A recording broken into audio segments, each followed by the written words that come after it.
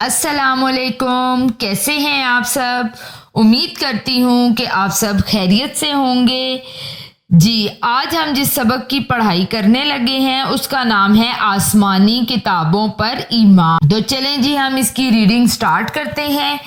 जी, अल्लाह ताला ने इंसानों की हदायत और रहनुमाई के लिए जो किताबें नाजिल की उनको आसमानी या इल्हामी किताबें कहा जाता है। ये किताबें अल्लाह ताला ने अपने नबियों और रसूलों पर नाजिल की। बाज़ अंबिया कराम अलैहिस्सलाम को किताबों की बजाय सहीफे दिए गए। जैसे हजरत इब्राहीम अलैहिस्सलाम को जो सहीफे दिए गए उनका नाम सुहफ़े इब्राहीम है। ये हमारे पास बॉक्स में बताया गया है कि अल्लाह ताला की छोटी छोटी किताबों या उनके अज्जा को सहीफा कहते हैं।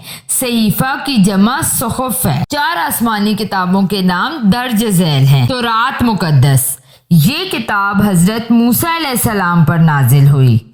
ज़बूर मुकद्दस, ये किताब हजरत दाऊद अलैहिस्सलाम पर नाजिल हुई। इंजील मुकद्दस, ये किताब हजरत ईसा अलैहिस्सलाम पर नाजिल हुई। कुरान मजीद, ये किताब हजरत मोहम्मद रसूलुल्लाह खातमुन नबिय्यीन सल्लल्लाहु अलैहि व आलिहि व अस्हाबिहि वसल्लम पर नाजिल हुई। जी, तो ये 4 आसमानी किताबें हैं और ये इन 4 नबियों पर नाजिल हुई। इसके अलावा बाकियों पर छोटी छोटी किताबें या उनके अज्जा जो नाजिल हुए उनको क्या कहते हैं? सहीफा कहते हैं। साबका किताबों की तालीमात बरहक थी। कुरान मजीद इन तमाम किताबों की तस्दीक करता है, इसलिए कुरान मजीद के साथ साथ इन किताबों पर ईमान रखना भी हर मुसलमान के लिए ज़रूरी है। अल्लाह ताला का इरशाद है, तर्जुमा, रसूल इस किताब पर जो उनके परवरदिगार की तरफ से उन पर नाजिल हुई ईमान रखते हैं और मोमिन भी सब खुदा पर और उसके फरिश्तों पर और उसकी किताबों पर और उसके पैगंबरों पर ईमान रखते हैं। इस आयत के तर्जुमे में हमें ये बताया गया है कि जो एक मोमिन शख्स है वो अल्लाह ताला पर, फरिश्तों पर, उनकी किताबों पर और पैगंबरों पर ईमान रखते हैं। कुरान मजीद अल्लाह ताला की आखिरी किताब है।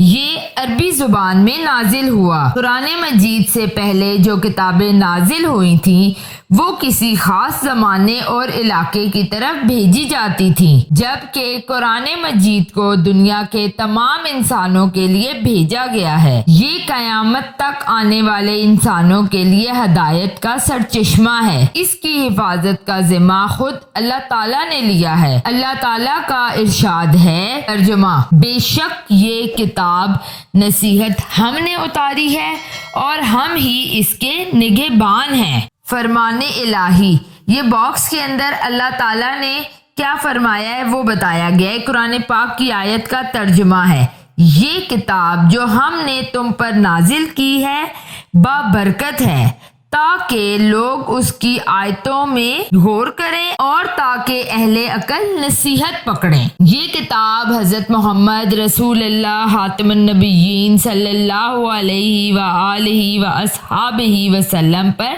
नाजिल हुई।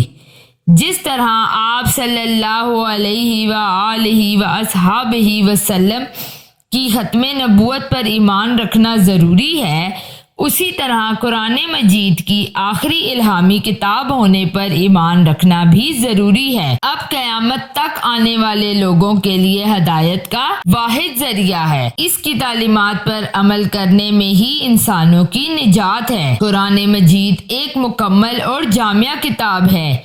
ये इंसानी ज़िंदगी के हर शोबे के लिए रहनुमाई फराहम करती है। इसका एक एक हर्फ महफूज है।